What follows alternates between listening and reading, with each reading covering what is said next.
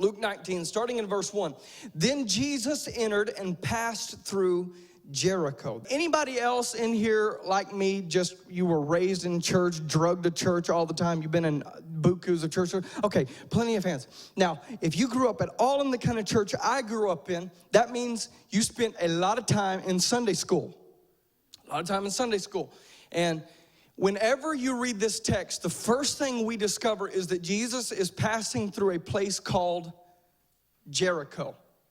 Now, as Sunday school attendees, when you hear the phrase, you hear the word, you hear the city, Jericho, who else in here, your mind goes to the flannel graph and you see Israel marching around the walls? Isn't it crazy that all these years later, that whenever you hear the phrase Jericho, the first thing that comes to our church minds is the walls that were destroyed way back in the past?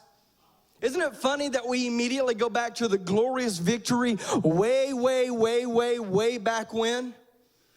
I'm afraid that the modern church and Jericho have one major thing in common.